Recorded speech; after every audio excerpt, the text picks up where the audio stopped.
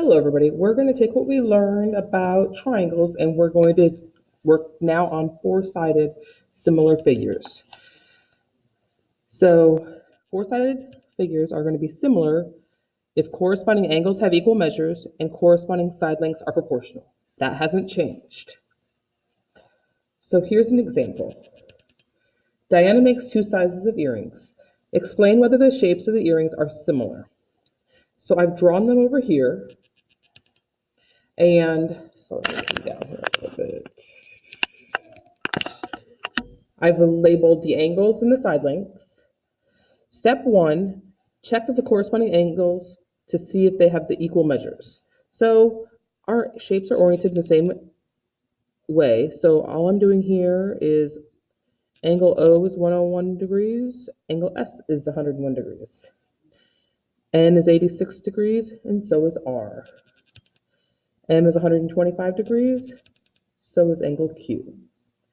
And then the last one, I have angle P is 48 and angle T is 48 degrees. So our angle measures for the corresponding angles do have the same measures. Next, we need to check and see that our corresponding side lengths are proportional. So we need to write our ratios using the lengths of the corresponding sides. So first I've written which sides correspond, and then I've written my ratios. Once I did that, I've got to determine if they're equal. So the first thing to do is to substitute the lengths for each of the sides. So that's what I've done here. This one's pretty easy, they're the same.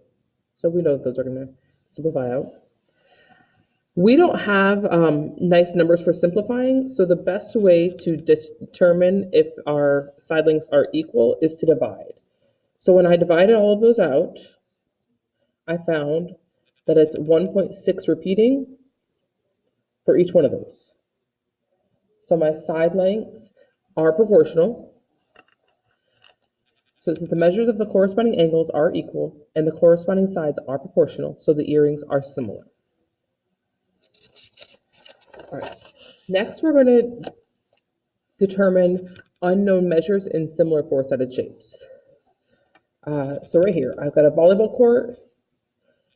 So it says it was a rectangle that is similar in shape to an Olympic-sized pool. Find the width of the pool. So notice here, it doesn't say anything about corresponding angles. And then I've got this little thing over here. It says, with similar triangles, you need to find missing sides and angles. Also, that's with some other of our quadrilaterals as well.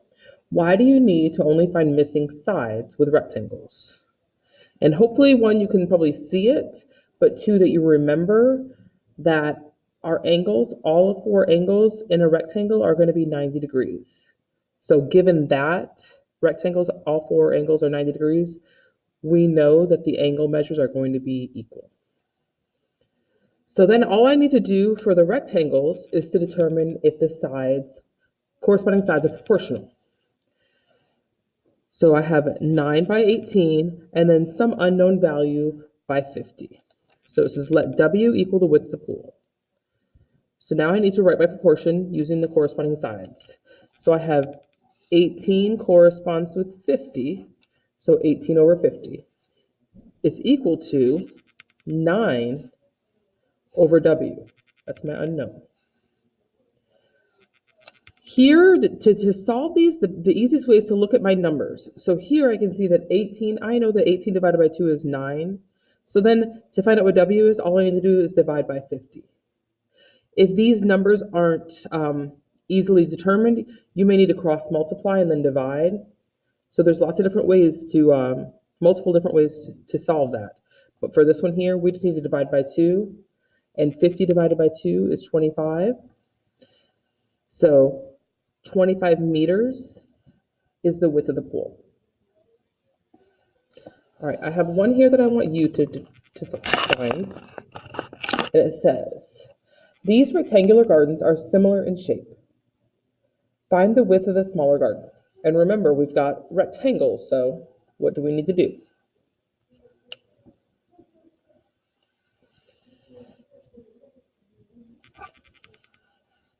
All right, so you should have found the width of the garden, the smaller one here. So what I did was I took 36 over 54, because these are my corresponding side lengths, is equal to some unknown value over 42.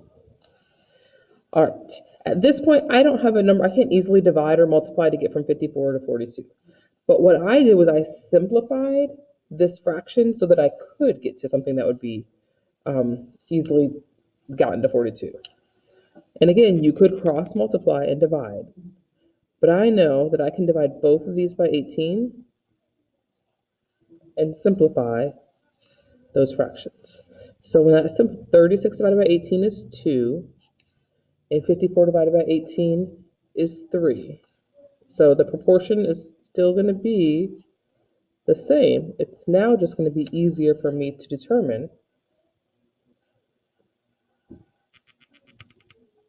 my x. All right.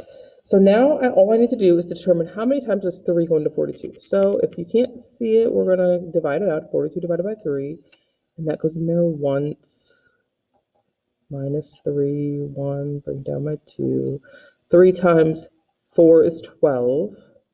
0. So I can multiply 3 times 14 to get to 42. I could also multiply then 2 times 14 to determine x, and x is equal to 2 times 14 is 28, so it's 28 feet. The other way to do this, and I'm going to do it right here, I'm going to work with this one. If I don't know this part, I can always cross multiply. So I'm going to end up with, I'm going to write this up here.